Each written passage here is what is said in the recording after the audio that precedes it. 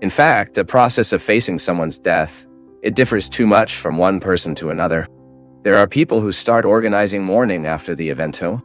We were even talking about this story of the accident, right? Why is it so suffering for these family members to face this situation? Because there is no burial. When you stay in this painful wait, right? Because you don't have that. The ritual of death helps us to live the process of mourning. That's why it's important.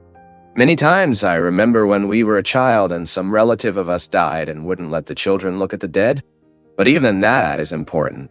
We need to have contact with this hard and raw reality so that we can start organizing the mourning process. Because losing is not easy. Seeing the other left of our lives is not easy.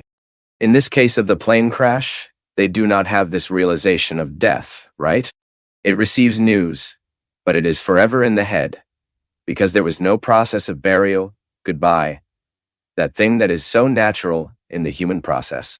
I don't really like it. No, I think it's very painful. The wake is an extremely exhausting family thing, but it is very necessary for many people. Often a good therapy helps us. My people. I think when the loss process is very painful, we need to seek help. You need to seek help because we don't always be able to win our fears alone, right? And I have seen it and have been through my life so many people who face this hard process of losing. Everyone loses, but in the lives of some people, this loss is even more tragic. It is one thing for you to lose your mother after living many, many years old, when she was already old, and when she had already experienced her life and her part. So it's different that you say goodbye to a person who got sick, who was living the process of dying naturally, than you have a person like that boy in the accident, who lost their parents, who were going to take a vacation trip. This is very painful. Removed very dramatically in someone's life. It is one thing to live the process of each other's illness, and you get used to it. It is you to build within you the absence later. Even so, it is still painful. But it's worse when you have this abrupt rupture. When the person left, okay. Close the door and suddenly you get the news that it no longer exists. So whenever we go through these situations, we need to seek help, and sometimes we can't get over it. We need to live a therapeutic process that helps us replace things in place. I particularly think, my people, that the more we seek soon after death, right after the loss, starting life and giving themselves to things. I know it's always difficult, but the more we strive for you as being able to return to life to normal, the greater our ability to overcome. It is not that we will stop loving the person. It is not that they will forget it. It is not that we will forget it, but we will put life in place. It's like putting life on tracks, right? The train derailed. The moment of death is as if the train had derated. But then we start to rearrange, put things in place, and let's go.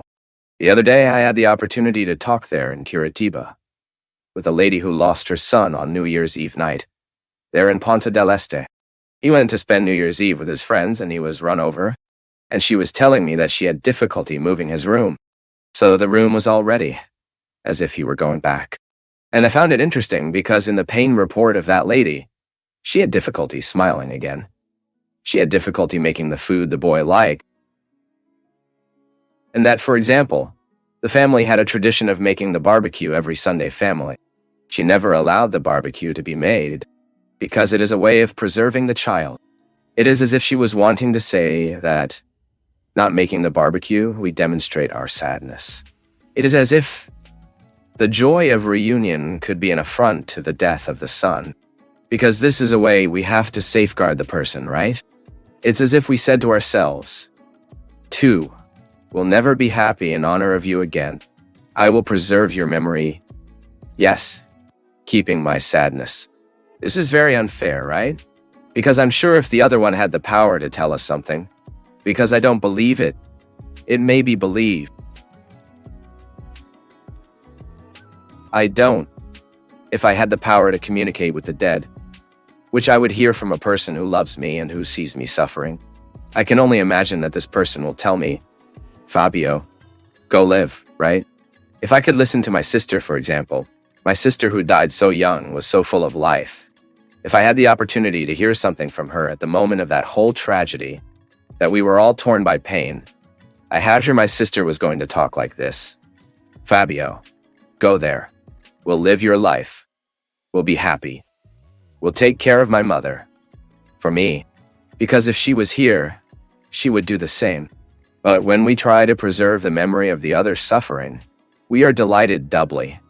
Because we think that if I suffer the absence of the other and do not refer my life to a solution, I am being faithful to the one who died. No, guys, it's the opposite. We need to understand that the absence of the other has to illuminate us and reveal us to what we can do good today, to what we can live. And there, in the case of that lady, she no longer moved her son's room. Then she tried to preserve her son, but tried to preserve in a wrong way, with all due respect to the pain she feels. And I said that to her. You gradually have to have the courage to open that wardrobe. You will have to have the courage to touch those clothes. You will have to have the courage to do with them. Keeping your child's intact wardrobe does not bring him back, but it's a morbid way for you to keep suffering. I remember that one of the most painful moments of my sister's death to my mother. Of course, seeing the daughter arrive dead from an accident is very sad. But I remember a few days later, my sister lived in Belo Horizonte. My mother had to go to Belo Horizonte, open the apartment where she lived and move her things. My sister had traveled. I didn't know I wouldn't go back, and suddenly someone had to go there. Find things, vacate the apartment, take the clothes, take things. Her belonging. Now you can imagine, a woman. My mother, I remember, right? And we had no courage, and she went. And I remember that it was one of the most beautiful reports I heard from my mother. So when she started opening the wardrobe and picking each piece of clothing and putting in the suitcase, and then reaching my house with those bags, with those things, she found my sister's tickets, reached in the refrigerator, like this. Thing who doesn't know they won't come back, right? And how much this must have been sharp to my mother. How much this must have been painful, right? But my mother surpassed. It surpassed because she did the thing at the right time, right? Have you ever wondered if this apartment was preserved to this day? If we still had this weight inside our hearts, we have to go there to remove things from Heloisa. If we had continued to postpone this moment, how would we do it? The pain lasts, right? Unlike you to suffer everything you have to suffer and start living the resurrection process. So I go there. I face the situation. But then somehow I start to heal the wound. I can't just put a bandage-zinho on an infected wound. I have to cure the infection. And many times, if I keep the dead environment intact, I end up putting a band-aid over an infected wound. And this room can have life again, isn't it? I can't make that haunted fourth place of my life. My house. I'm not saying of haunting spirit. No. I'm saying the sad meaning he has home. Because he is infecting everyone. Sometimes her mother, in an attempt to safeguard her child's memory, she ends up harming the whole family.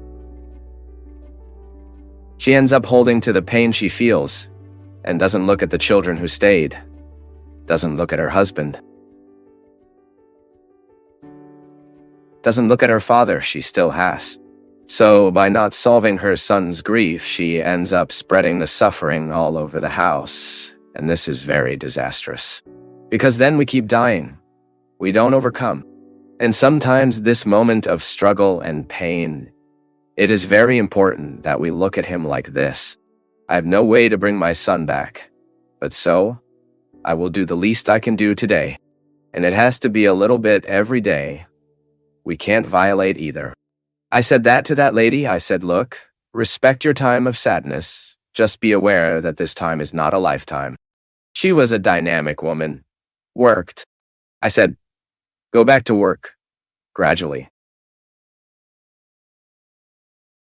It doesn't have to be all day, but get out of the lady's house.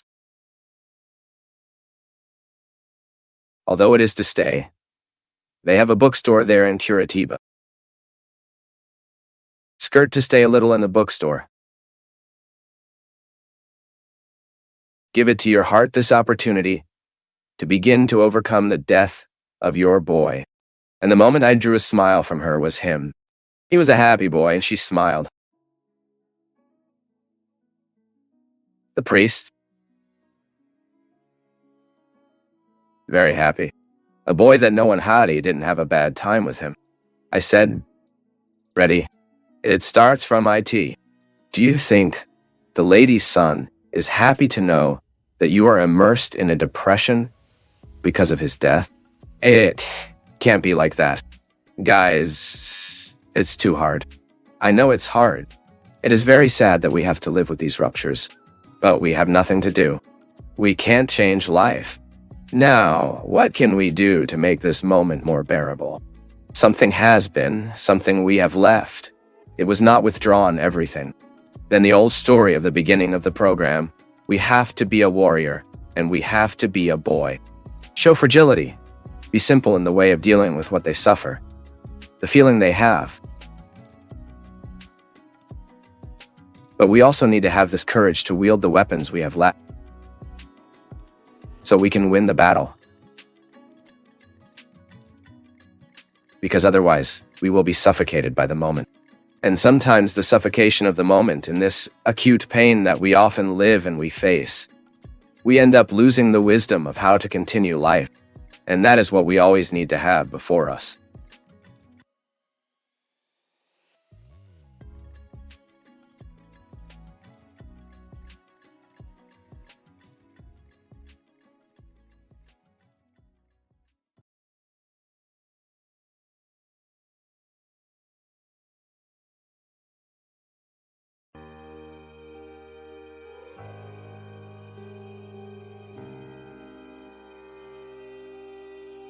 Great or good?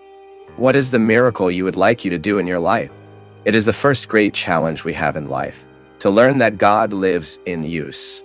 And this is the fundamental principle of all religion, to teach us that we are a holy temple. You are aware that you are a holy territory, inhabited by the sacred. This makes all the difference, because it makes you change the way you feel. Have you ever stopped to think that we often go wrong in life or we can't achieve our goals? It is because we are wrong. How many times have you looked with contempt for yourself? How many times have you been able to believe in your dreams? How many times in this life did you allow the worst of the other to live inside you? Because, unfortunately, you have assumed yourself like this as a territory and the other does what they want. How many times in life have you suffered precisely because you have been hard betrayed? When you are betrayed, what actually hurts you is this identity. Oh my God, I want to be unique. I want to receive the value I deserve. I don't want my identity to be trivialized. Betrayal is nothing more, nothing less than you betray the meaning of the other in your life, isn't it? And this is the resumption of possession, my people. To believe in Jesus is that you live the daily challenge of you catching this part that fits you. It's his, but it's in you. Jesus left a precious part of him in you, which is called dignity. And US in the challenge of living these days, where people are so trivialized, where people are so easily cheated, we need every day in the morning, look in the mirrors, where we reflect and sing it for ourselves. Inside is God, and there is nothing in this life. No one has the right to enter this sacred soil that I am. I am trivial. The heart does not even have gates, but whoever will go. Inside in God. I am a territory without borders. Heart has no gate. But that send here is God. I'm sure today there's a lot of wife who needs to remember the husband of IT. It treats more affectionate, see? There are a lot of wife here who need to sing this chorus in her husband's ear. Inside with God. There are a lot of girlfriend needing to sing this in her boyfriend's ear, right? Look, I'm not an object, no. See? inside with God. There is a lot of friend needing to sing to each other. Because true love, my people, what we truly need is the one who loves us with love similar to what the Lord has for us. I always say that. I really thank the friends God has put in my life and who are able to love me the way He loves, with freedom, responsibly, wanting my best. If you discover someone who loves you, yes, always wanting your best, and even if, from time to time, you have to pull your ear for what you do wrong, raise your hands to the sky. You are more likely to work out than the one you don't have. We need to bring this learning into our homes. Our homes are often places where we are so disrespected, where we disrespect so much. Inside our house has to have God. Otherwise, we do not work. And religion is this happy opportunity that we have to carry out this certainty that God inhabits even the worst of all human beings. I am a territory without border, heart has no gates, but whoever rules here is God. Everyone, isn't it? I always say, my people, that the biggest challenge of every day and every time is to know how to deal with us. This God teaches us. What Jesus did precisely in people's lives was to teach them to live with them, because we can only work in life as we are able to live with ourselves, that we are aware of our defects, our limits, our possibilities. From the moment we know how to articulate who we are, the please, to be able to overcome your weaknesses, so you can work. Because only for that God has put you in the world, to work, to be happy, to be able to love and be loved. Conversion is the opportunity we give God to help us deal with us. Because the day we learn to deal with us, where we don't level down, but we strive to get over each day, no one else can hold us. This is God's action in mine and your life. It is the miracle that we will ask God every day. Today, give me conditions to deal with myself, sir. Because if I deal with me well, I am able to better love those on my side. I'm able to start over my ways at the time of my failure. Sing with me, my people!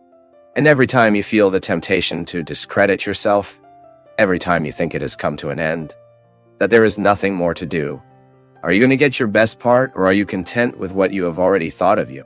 Are you going to get courage or settling in your weakness? You are going to get your dreams or are content with the nightmares? You were born for victory, and God wants to coach you with all blessings of all graces, so that you are able to proclaim this victory in your life. No more lazy. Lazy doesn't come to the sky, see? The most you will get is to serve coffee in the purgatory room. Now I look at you from here, and I don't think you were born so little. You were born to the sky. The sky is your best. I'm wrong? So take a look at who is by your side and says like that. Shame on you. Go get your best. Don't be happy with your worst part. Go get your best part. Because you can all. The one that let's go with me. Get ready. This last sentence is to be very high. To be very beautiful.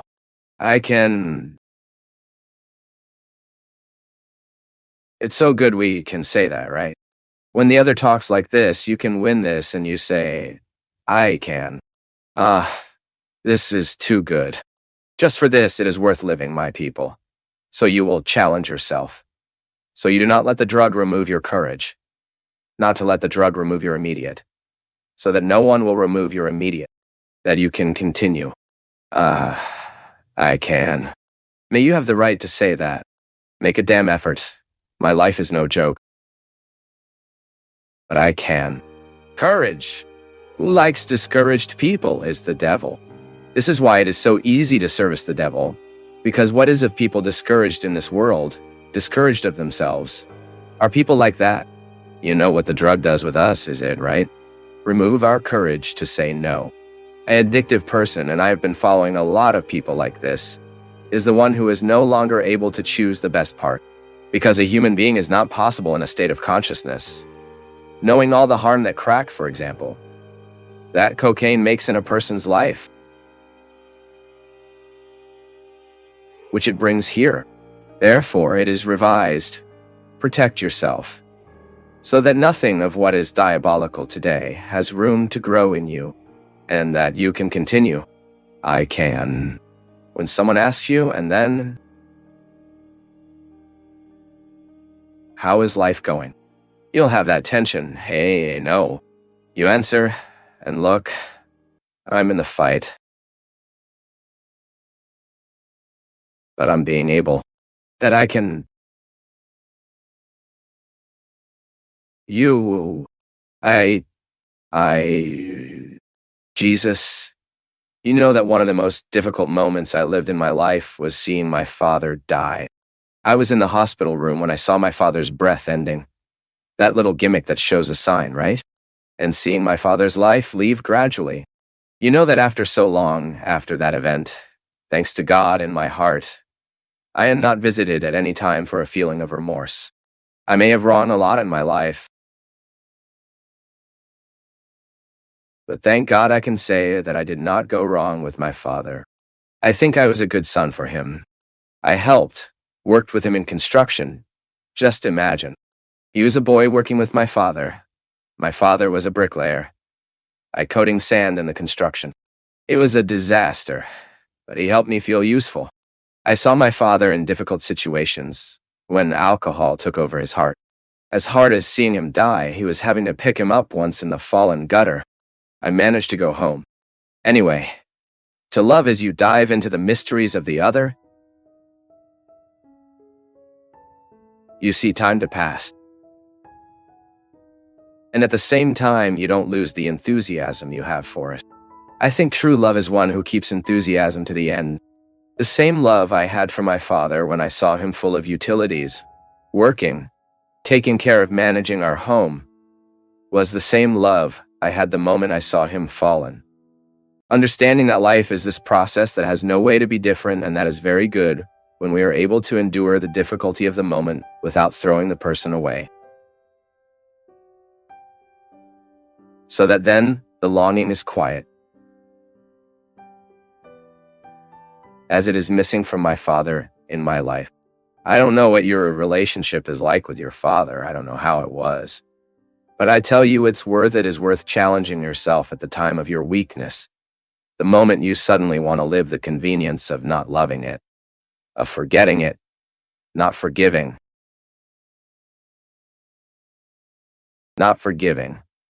not being by your side at the time when he needs you. I wish love, when it is well loved in the present, it is a very comfortable pillow to use. I wish your love for your father to exceed time, to be for a lifetime, and that he is a good longing for you to remember. Is your mother now or not? I want you to sing a song for her, can it be? Is your mom home? Let's think about it now, right now. Mother, a wonderful longing for you. Enjoy every moment of this woman, because she is guardian of her most secret, most precious memories. Wait, my mother, I'm coming back. What is missing for me? A kiss from you. A vallejo of the mornings covering the flowers, and a radius of moonlight that was so my fire, my unprecedented soul, unpublished soul, allows the Lord to visit his heart today. Allow today the Lord to make it happen in you what only he knows you need to. You can't have come here by chance. God brought you here for a very simple reason. He wants to dwell your heart. He wants to be part of his life, not as a burden to be taken, but as a friendship to be lived. Today, Jesus is knocking on the door of his heart and wants to be his friend. Today, he wants to change the way you look at him. I know that so many times he looked afraid, fear, or even with contempt, thinking that God does not fit in his life. Today, the Lord brought you here to modify this and enter in your heart, have the possibility to alleviate your burdens of what is heavy in you today. Allow God's action today to free you from all that is heavy in your story. Allow today the action of the Lord to do in his life the same as he did in the life of Zacchaeus, the same as he did in the life of Magdalene, John. Modified it for the better.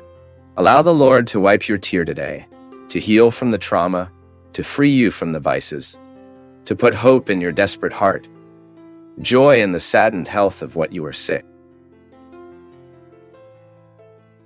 But above all, Friendship in the heart that not yet knows how to be his friend. Allow the Lord to visit your home today, your life. Tell him with me. Visualize this face of the Lord. Visualize this face of Jesus before you, proposing friendship. May you take you with you, so that you are happier, that you may receive it all the strength, all the grace, and all mercy. Today is Jesus before your heart, looking into your eyes. Please a message. It enters my house, enters my life, moves my deed. Heal all the wounds. Teach to have holiness. I want to love only you, because the Lord is mine.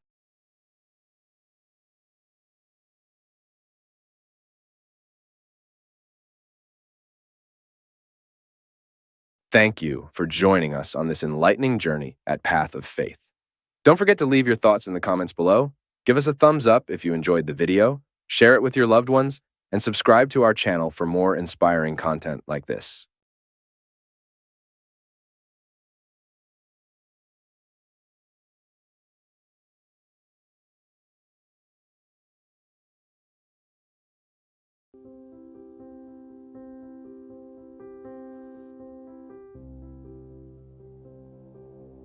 House that we do for good experience, God's forgiveness in our lives.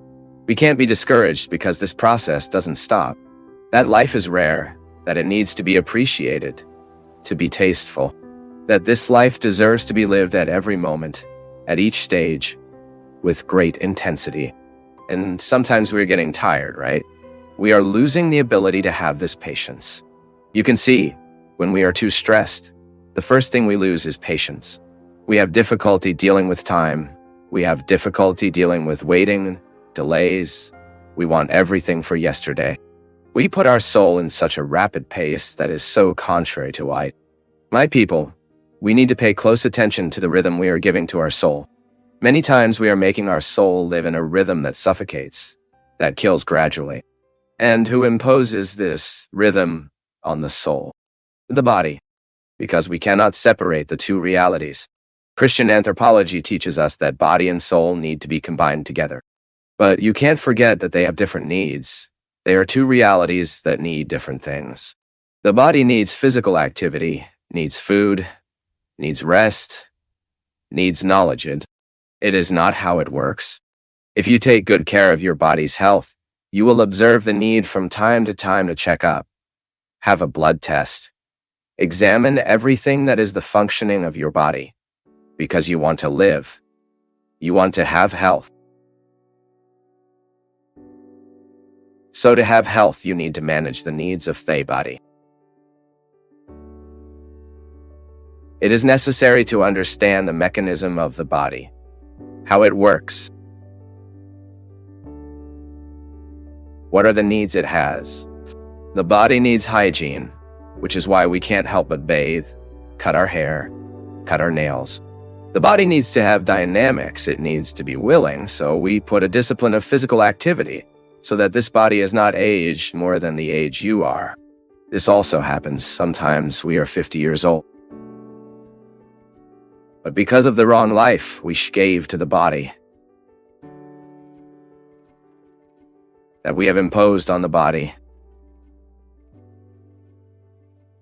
Maybe we are already 70 years old in the flesh, but not in reality. So the body has needs that if we do not observe, it enters a process of bankruptcy soon. Then that beautiful life you could enjoy, you don't enjoy it because you were negligent with the needs of your body. Then you go to the needs of the soul. Oh my God, how different the needs of the soul are different. The soul needs prayer. The soul needs silence. Of course, it is the body that makes this silence so that then the soul can feel. I like to say that when the body is silent, until the soul begins to feel the benefits of the body to be quiet and silent, it is a while. It is not immediate.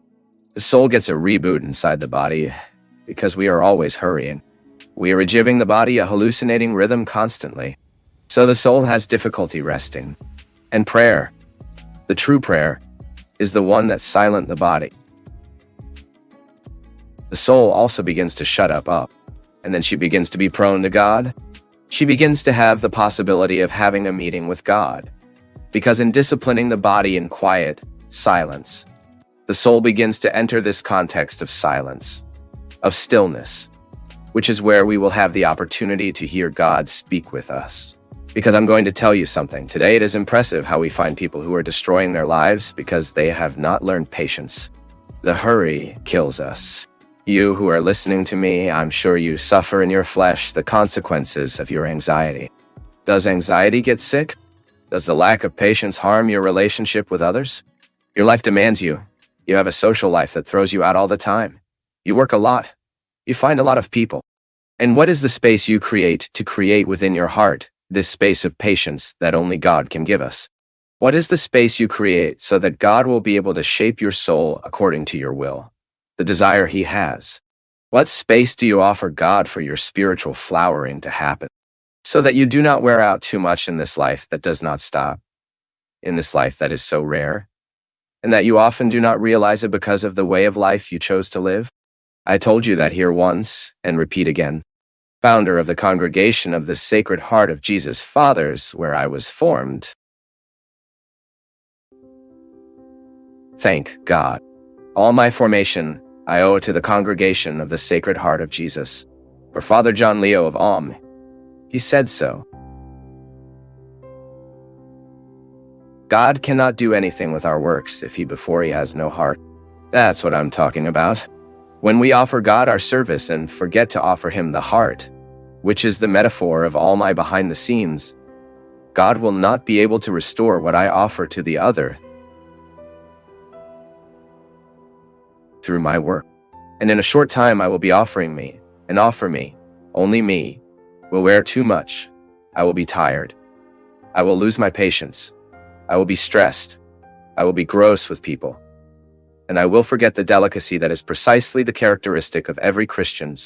Therefore, do not be afraid to introduce into the dynamics of your daily life the space of your inner restoration. It can be 5-10 minutes. Silence. Prayer. Deep breath. The exercise of deep breathing is excellent for those who want to rest, for those who want to sleep well. A good reading. A song that is worth doing well. Father, my question is as follows. Is God's forgiveness above all we do? And just ask for her forgiveness, for us to be forgiven? First, God's forgiveness in our life is not a magical process. Just as we also know that in life, there is nothing magical. Everything is the result of a struggle, of a process. We have no magic solution to things, and God also treats us according to life. Theology teaches us that God does not contradict the order of created realities at all. God cannot interfere with history in order to counteract the created reality. God does not contradict creation. And the process of human life is totally inserted into the process of created reality. I am a human being who I live the rules of the human condition. You are a human being who lives the rules of the human condition. And here there is that basic law. What we plant, one day we reap. When we talk about human mistakes, we talk about this context then. We are within this context. A mistake is always a reality that has the power to disturb us. If you don't bother today, sooner or later it will bother. Mistakes are like stones full of edges, which don't settle very easy inside us. How can we understand God's forgiveness in our lives?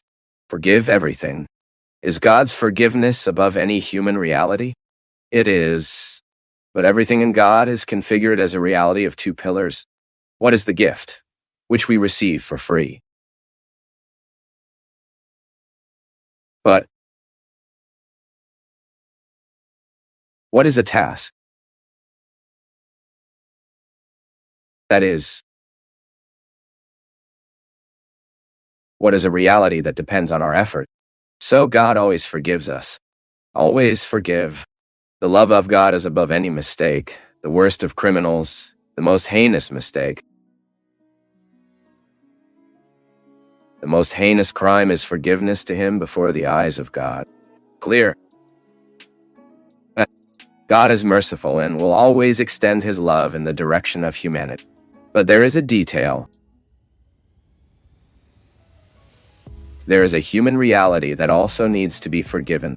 And often the dimension of God's love and forgiveness cannot achieve human reality. It is not because God does not want to forgive. It is because human reality is still terribly hurt by the mistake made. So we can only understand the benefit of God's forgiveness when we also work in the reality of human forgiveness. So it is no use for a person to hear of confessing, telling their sins, their mistakes, if there is no after confession, a reintegration process. That is to realize what was disharmonized inside. So the gift of God, which is always forgiving, will only have effectiveness in human life. That is why forgiveness is always a therapeutic process of reconciliation. Many times we find people who have already confessed their sins, but who have not yet confessed to themselves. They have already received God's acquittal, but have not yet received the acquittal of themselves. It's interesting, I remember that Titanic movie when in the final scenes, when that old lady is telling her the boats who left, they did not go there in the middle of the wreck to seek those who needed to be rescued, because they were afraid that in an attempt to climb that bunch of people drowned, that in an attempt to climb the boats, those boats wrecked too. And then everyone died. And I remember that there is a beautiful scene because she said so. You said, in fact, what happened next was the attempt to reconcile with a story. Because those who were saved from wreck lived forever with that unfortunate conscience. We should have returned to seek those who were in need of help. And then she uses a beautiful and sad expression at the same time. After that, they went through their lifetime waiting for an acquittal that never arrived. You see, here you have a very concrete fact for us to understand the process of human acquittal. When I commit a crime, for example, if I were on that boat and I had decided not to go back to fetch the castaways that were there, needing to be removed from the icy waters of the Atlantic Ocean, I will have to live the rest of my life with this decision. This is a human process.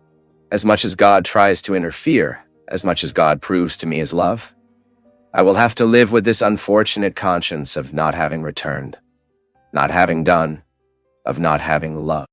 And then, my people, when we didn't achieve the resultament of forgiveness, we will hardly feel the love of God and the forgiveness of God, divine reconciliation. Because God is grace supplies nature, as it is said. We need healed human reality so that God will be fully revealed in us. This is why holiness is a process of human improvement. How am I going to experience God's forgiveness in my life? I experience God's forgiveness in my life as I forgive myself, where I forgive others, where I am forgiven by others. The historical context of forgiveness is life. Is that what you remove there inside your heart is guilt? Sometimes you have confessed so many times this sin. God has forgiven you. Make sure that now the process is yours. It is your homework. The gift has already been delivered to it. It is present. Forgiveness is for free. God has forgiven him for free. He has asked him absolutely nothing. But it is natural that the human answer is given from a task. The well-done task is the guarantee of the remedied heart. From the healed heart, it is not a miracle. It is not magical. Forgiveness is a historical process of work, as if you have to live this process of reconciliation every day. And of course, the worse the mistake, the greater the consequences of damage to the mistakes we make, the greater the work you will have. Sin is not a problem for God. Sin is a problem for yous. Why we have to live with our weaknesses all the time. And I even believe it so much, because the quality of the Christian is directly associated with the quality of personal work he has with himself. It is the human matter being worked every day, cut, withdrawn in the edges, right? When we find out that there is within us a human process to be done, so that God's process in me is transparent, it is the same as a dirty glass. People, the more we play light in that dirty glass, the greater the dirt that appears. But that's not to be discouraged. No, the more light you play in that glass, the greater the need you have to polish it, to clean it, to remove the accumulated fat, the accumulated dust. Sometimes we are like dirty glasses, right? It is a lot of accumulated fat. It is a lot of accumulated dust in our lives for the lack of forgiveness, the lack of reconciliation with ourselves, with others. So it's a process that we have to take care of every day. God's forgiveness is above all things. But we can say, but it depends all the time on the human reconciliation we live. So if I need to reconcile with my past, with my mistakes, I need to look at a little more mercy. Sometimes I need to look with a little more mercy with the other, the one who offended us, the one who used it at hurt. All of this is a task. It is a duty too.